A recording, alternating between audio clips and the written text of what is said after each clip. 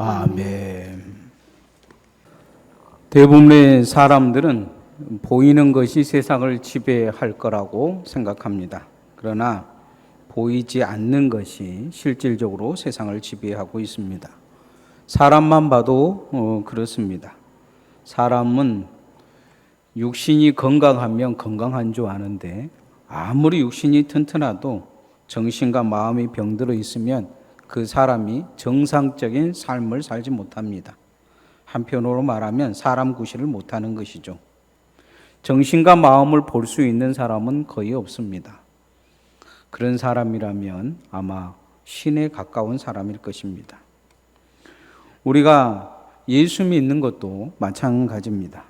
교회에 잘 나오고 교회 봉사 열심히 하고 충성하고 헌신하고 그렇다 그래서 그 사람이 정말 교인이냐? 그렇지 않습니다. 믿음이 있어야 합니다.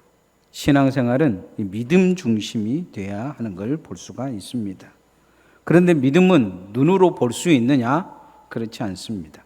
믿음을 눈으로 볼 수 있는 사람은 없습니다. 영적인 부분도 마찬가지입니다. 여러분 TV에서 가끔 탤런트들이 개그맨들이나 이런 사람들이 귀신이 들려서 무당이 된 사람들을 볼 수 있을 것입니다. 그들이 무당이 되기 전에는 그런 존재를 거의 인정하지 않는 사람들이었어요. 그런데 어느 날 귀신이 그를 붙잡고 무당이 되지 못하면 괴롭히니까 결국 무당이 된 거죠. 영적에 대한 생각이 없는 사람들이 영적 생각을 갖게 되고 어느 날부터 그 눈에 귀신이 보이고 결국 무당이 된 것입니다. 영적인 것이 얼마나 중요한지 보이는 거죠. 귀신을 보는 사람은 거의 없습니다. 귀신을 본다면 그 사람은 무당이겠죠. 예수 믿는 사람들 중에서도 가끔은 귀신을 본다고 하는데 그것은 확인되지는 않는 것입니다. 대부분 이 보이지 않는 세계를 볼 수 있는 눈을 영의 눈이라고 합니다. 오늘 성경에 보면 영의 눈을 띄운 사람이 한 사람이 있어요. 그것은 엘리사입니다. 예수 믿는 사람들은 영의 눈은 띄어지지 않아도 무슨 눈이 띄어져야 되냐? 믿음의 눈이 띄어져야 합니다. 마음의 눈, 생각의 눈, 영의 눈 이렇게 마지막에 눈이라는 낱말을 쓰는 것은 대부분 보이지 않을 때 그 낱말의 뒤에 마지막 문구에 문이라는 말을 꼭 쓰는 것을 볼 수가 있습니다. 그리스도인들이 마음과 생각과 영의 눈을 통해서 볼 수 있는 것이 무엇이냐? 봐야 될 것이 무엇이냐? 바로 하나님입니다. 이 하나님을 바라보는 그런 눈을 한마디로 표현한다면 믿음의 눈입니다. 오늘 성경에 보면 육의 눈을 가진 엘리사의 상황과 믿음의 눈을 가지고 있는 엘리사가 나오는 것을 볼 수가 있습니다. 오늘 우리는 엘리사처럼 무언가 영적 세계를 들여다볼 눈은 없지만 그러나 이 눈을 통해서 구원을 받는 건 아닙니다. 다만 우리가 구원받을 수 있는 눈이 필요하는데 그건 무엇이냐? 믿음의 눈이에요. 무슨 귀신을 본다 그래서 하늘의 천군 천사가 보인다 그래서 구원받는 게 아니에요. 무슨 눈이 우리에게 실질적으로 필요하느냐? 믿음의 눈이 필요합니다. 따라합시다. 믿음의 눈이 열려야 합니다. 믿음의 눈이 열려야 됩니다. 예수를 믿어야 되는지, 예수님을 따라야 되는지, 우리가 예배해야 되는지, 기도해야 되는지 이 믿음의 눈이 열려야 그것이 믿음으로 행하게 되고 믿음의 역사가 나타나고 하나님의 임재가 있는 것입니다. 종교개혁자 루터가 살던 시기에 학생들이 학비가 부족해서 남의 집 앞에 노래를 부르면 장학금을 주고 했다고 합니다. 루터도 학비가 부족해서 어느 날 어떤 집에 가서 노래를 부르려고 시도를 하는데 노래 시작하자마자 문이 열렸는데 험악한 사람이 무언가를 들고 나오는 거예요. 루터는 이제 한 대 맞겠다 싶어서 도망가는데 이 험악한 사람이 쫓아옵니다. 뒤돌아와도 쫓아오고 결국은 이 달리기를 못하는 루터는 잡혔어요.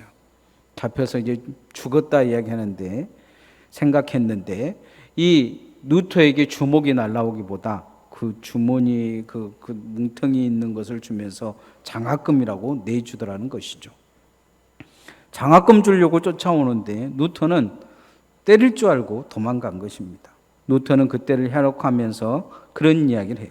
두려운 눈으로 세상을 보면 세상이 모두 다 두렵지만 그러나 감사하고 기뻐하고 행복한 눈으로 보면 세상의 모든 것에 하나님의 손길이 보인다. 이렇게 이야기를 합니다.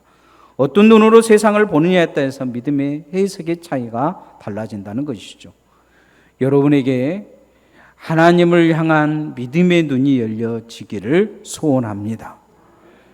하나님은 여러분을 징계하려고 그러신 게 아니고 여러분을 잘못한 것을 죄를 물으시려고 하신 것이고 오늘 여러분을 부르신 것은 하나님이 은혜 주시고 하나님이 구원 주시고 여러분을 건져 주시고 복 주시는 은혜로 여러분을 부르신 줄 믿습니다.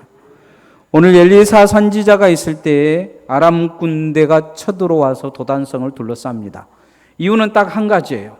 전쟁만 하면 이 아람 군대가 이스라엘 군대에 지는 거예요. 처음에는 스파이가 있는 줄 알았는데 스파이가 없고 엘리사가 영의 눈이 있어서 다 가르쳐 준다는 거죠. 그래서 아람 왕은 엘리사를 죽여야 되겠다 생각하고 밤새 군대를 보내서 이 도단성을 둘러쌉니다. 아침에 게하시가 일찍 일어나가지고 엘리사 사환이 이렇게 눈을 떠서 보니까 이미 도단성에 자기들을 죽이려고 군사가 둘러싸여져 있는 거예요. 이제 죽었구나 하는 생각이 들어서 엘리사를 찾아가서 그렇게 이야기를 합니다. 6장 15절 말씀 한번 같이 읽어보십시다. 시작. 하나님의 사람의 사안이 일찍이 일어나서 나가보니 군사와 말과 병거가 성읍에 에워쌌는지라. 그의 사안이 엘리사에게 말하되 아하 내 주여 우리가 어찌하리이까. 사람의 눈, 보통의 눈이죠. 보통 사람이면 어쩌면 좋냐 이러면서 엘리사를 찾아가서 이야기합니다.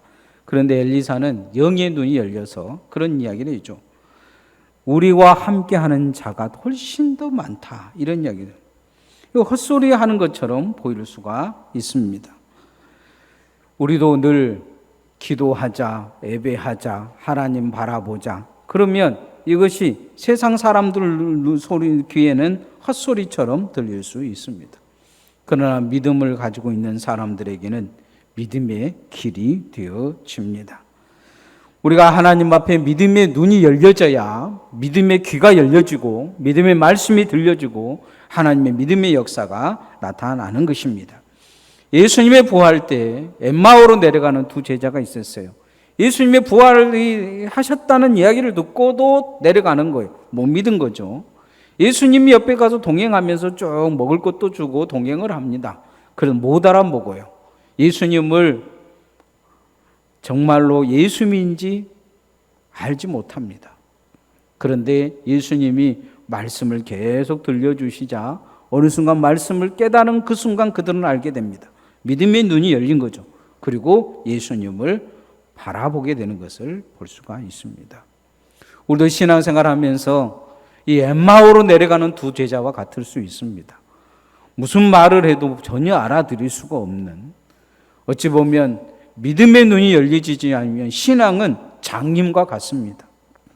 믿음의 눈이 열려져야 됩니다.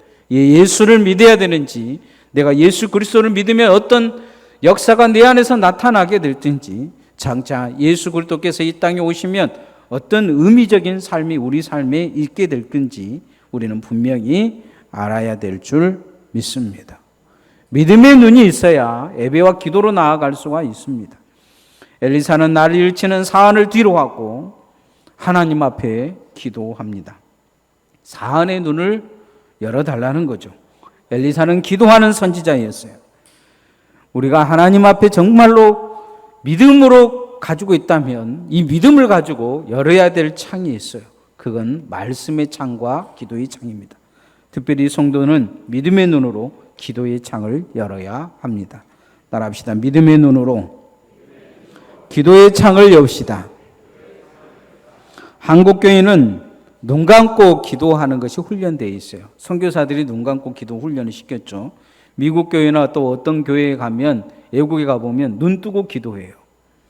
근데 한 사람 어떤 선교사를 만났는데 이제 한국 사람과 외국 사람이 싸운 거예요. 눈 뜨고 기도해야 된다. 눈 감고 기도해야 된다.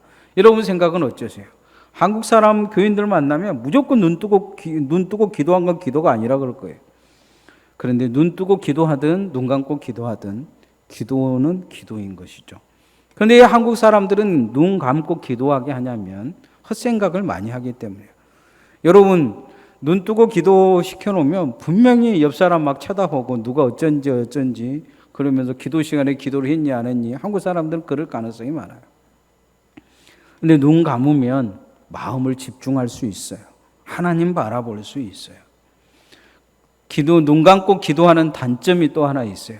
그건 뭐냐면 기도의 창이 열려지지 않는 사람들에게는 그 순간이 쉬는 시간일 수 있어요. 여러분 세상에서 너무 피곤해서 교회 왔는데 목사가 눈도 못 감게 하고 하다가 기도 시간에 눈을 감으면 달콤한 잠이 올 수 있어요. 그러잖아요. 그런데 또 어떤 사람들은 기도의 창이 열려지지 않는 사람들은 기도 시간이 고통스러운 사람들이 있어요. 기도가 길어지면 기도 끝날 때까지 그 고통의 인내를 가지고 눈 찔끔 감고 기다리고 있는 거죠.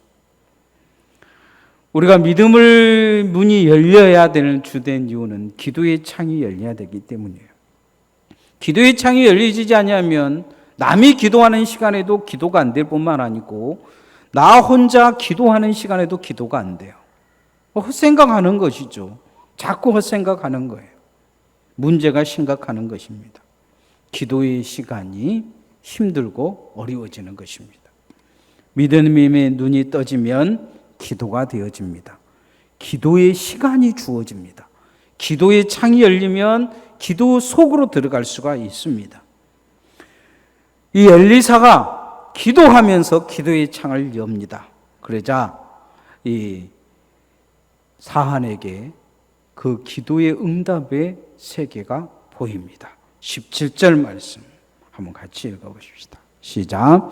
기도하여 이르되 여호와여 원하건대 그의 눈을 열어서 보게 하옵소서 하니 여호와께서 그 청년의 눈을 여심해 그가 보니 불만과 불병거가 산에 가득하여 엘리사를 둘렀더라. 이 사안의 눈에도 영적 눈이 열린 거죠. 남들은 보지 못한 세계가 그의 눈에 보여진 것입니다. 저는 여러분의 삶의 기도의 창이 열려지기를 소원합니다. 이방 종교에 빠진 사람들을 보면 이 기도의 창을 아주 중요시 여깁니다. 특히 무당들을 보면 이 기도의 창이 열리기 위해서 끊임없이 새벽같이 일어나서 찬물로 목욕하고 쌀 얹어놓고 거기에다가 막 빌고 그런 모습을 보여줘요. 창세기도 보면 하나님 믿는 가정에 태어났는데 욕심쟁이로 산 사람이 있어요. 형도 속이고 아버지도 속여서 좋다고 생각하는 이 장자권을 획득을 합니다. 완전히 사기꾼이죠. 사기꾼도 이런 사기꾼이 없어요. 생각하고 말하고 머릿속에 든 것은 사기칠 생각밖에 없는 거예요. 그런데 형이 사기친 이 동생을 죽이려고 하자 이 사람이 도망을 갑니다. 도망가다가 어느 산 중턱에서 잠을 자게 돼요. 돌 하나 베고 잠을 자는데 꿈속에 하늘이 열리고 그 하늘에 사닥다리가 하나 있는데 그 사닥다리에 천사가 오르락 내리락 하는 것이 보입니다. 그리고 그 위를 보니까 하느님의 보좌가 보인 거예요. 이 사람이 누구냐? 야곱입니다. 이 땅의 것을 취하기 위해서 수단과 방법을 가리지 아니했던 이 야곱에게 무엇이 보이기 시작했느냐? 하늘의 세계가 보인 거예요. 하늘의 창이 열린 것입니다. 하나님이 이 야곱에게 하늘의 창을 열어주신 것은 그가 하나님의 사람, 말씀의 사람, 기도의 사람이 되어지기를 원했던 거죠. 삼촌집에 가서도 사기는 아니지만 사기꾼처럼 삽니다. 그래서 삼촌이 너무 야곱이 부자가 되니까 죽이려고 해요. 그래서 도망하죠. 도망 나오다가 삼촌이 앞에서는 뒤에서는 쫓아오고 앞에는 야곱이 온다는 소식을 듣고 형 예세가 죽이려고 또 달라듭니다. 오가도 못하다가 이 사기꾼 기질을 가지고 있는 야곱은 자기 가족들은 각을 다 건너게 해요. 건너서 형이 죽인가 안 죽인가 보자, 그런 거죠. 그러고는 자기는 건너지 않고 기다리고 있어요. 거기서 하나님의 사자를 만납니다. 그는 거기서 하나님의 사자를 놓지 않습니다. 기도하기 시작하죠. 하나님의 사자가 환도뼈를 쳐서 설 수 없는 정도가 되는데 그는 죽기 살기로 찾고 매달립니다. 기도로 문제를 해결한 것입니다. 하늘에 믿음의 창이 열린 사람은 위기 때 기도할 수 있습니다. 저는 우리 성도들에게 이 기도의 창이 열려지기를 소원합니다. 기도하는 하나님의 사람들 되기 위해 하나님 앞에 우리는 그렇게 구해야 됩니다. 주님, 내게 믿음의 눈을 주옵소서. 이 믿음의 눈을 가지고 기도의 창을 열게 해 주옵소서. 그리고 온전히 하나님 바라볼 수 있는, 하나님 말씀을 들을 수 있는 말씀의 귀를 열어 주옵소서. 우리는 그렇게 기도해야 될 줄 믿습니다.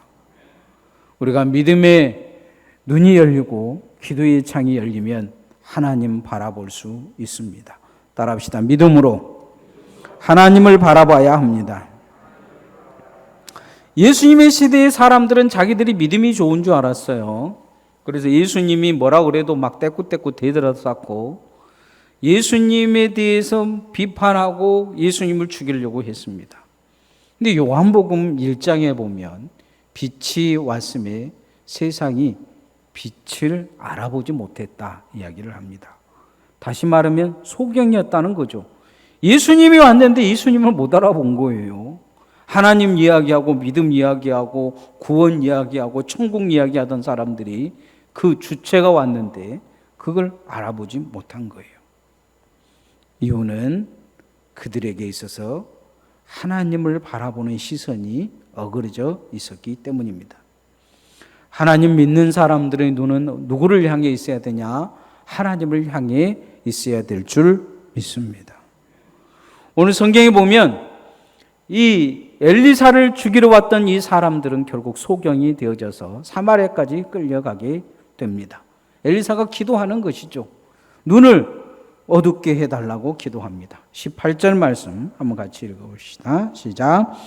아람 사람이 엘리사에게 내려오매 엘리사가 여호와께 기도하여 이르되 원하건대 저 무리의 눈을 어둡게 하옵소서 하며 엘리사의 말대로 그들의 눈을 어둡게 하신지라. 눈이 어두워져 버린 거죠. 눈이 없는 소경들이 된 것입니다. 소경 같은 인생들이 되어버린 것입니다.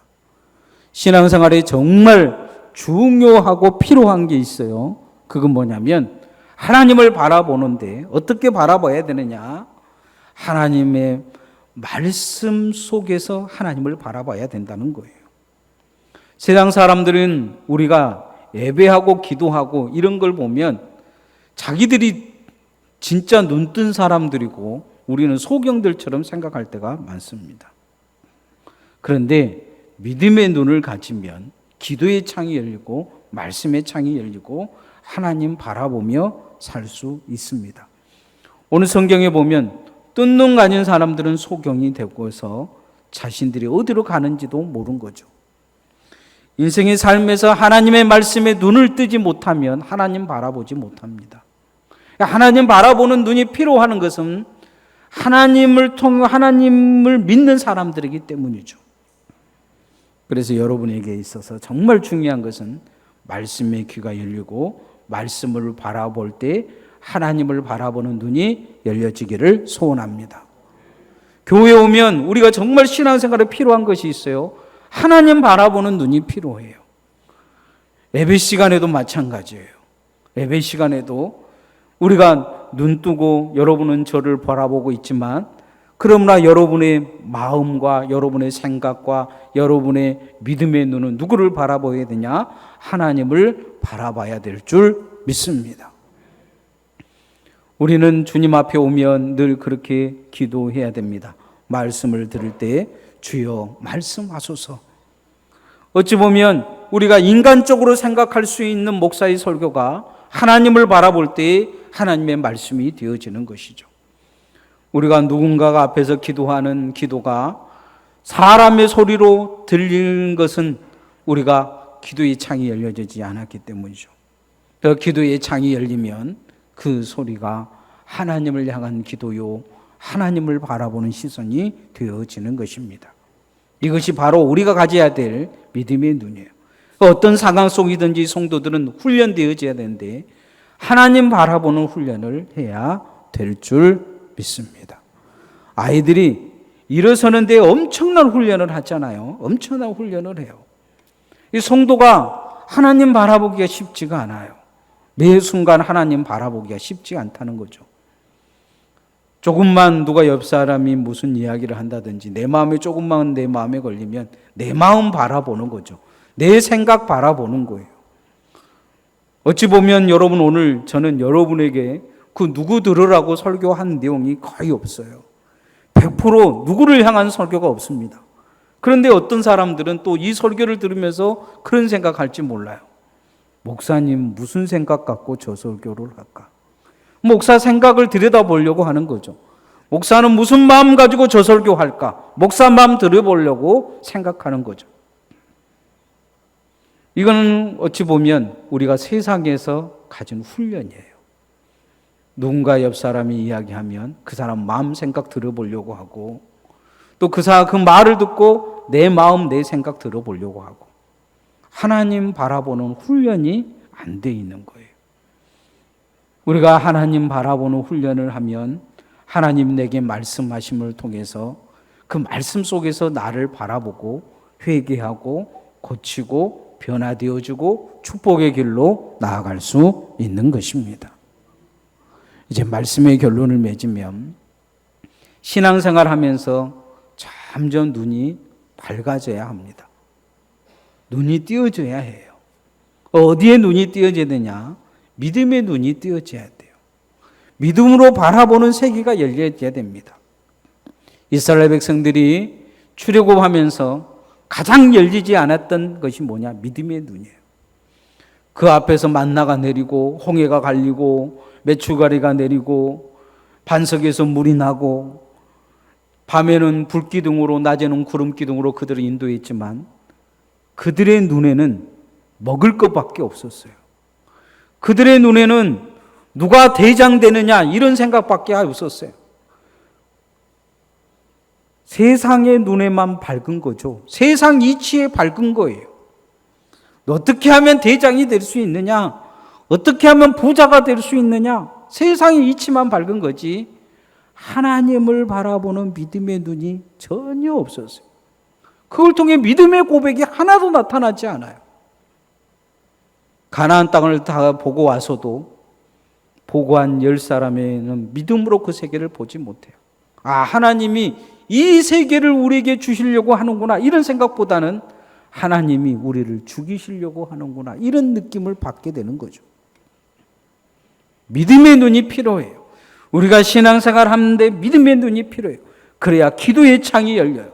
그래야 기도할 수 있어요. 말씀을 들을 수가 있어요. 그리고 하나님 바라볼 수가 있어요. 우리가 이 땅에서 철저히 필요한 게 있어요. 신앙생활 하면 반드시 믿음의 눈을 가지고 신앙생활을 해야 돼요. 어떤 상황이든지 주님 앞에 늘 이 믿음의 눈으로 가까이 나가려고 애를 써야 합니다. 믿음의 눈이 여러분에게 있어서는 축복의 눈입니다. 그렇게 믿음의 눈이 띄어지는 성도들 되어지시기를 소원합니다. 찬양하십시다.